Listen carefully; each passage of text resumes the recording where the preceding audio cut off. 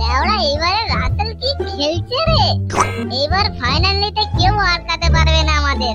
এবার তো ফাইনাল আমরাই নেব। আরে ভোলা, সাইকেলটা লিক হয়ে গেছে, দেখ তো একটু।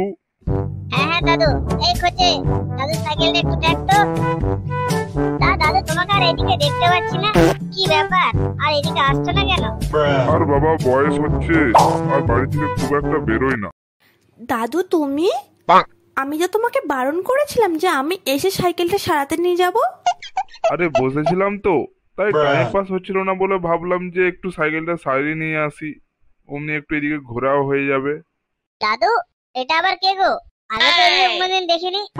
এটা আমার নাতনি, কালকেই এসেছে বাড়িতে, ও মাসির বাড়ি থাকে।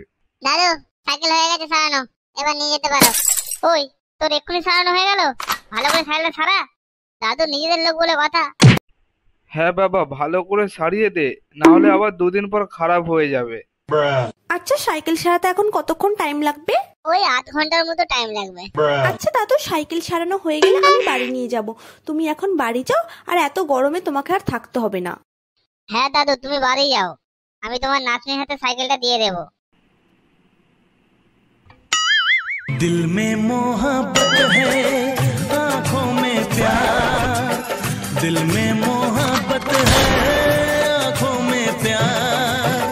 तुझको ही चाहा है ओ मेरे यार, तुझको ही चाहा है। তোমাকে এই না মানে তোমার মতো একটা মেয়েকে আমি দেখেছিলাম কিছুদিন আগে, তাই আর কি মুখটা চেনা চেনা লাগছে। দেখ শুয়োরের বাচ্চা, তোদের মতন কত কেলানাকে আমি নন্টুকেরে ছক্কা বানিয়ে দিয়েছি। আর তুই যদি ছক্কা হতে চাস তাহলে যেটা করছিস চালিয়ে যা। এই কুচে ছাড়, সাইকেল চালানো হয়ে গেছে, তাড়াতাড়ি দিয়ে দে দিদিকে।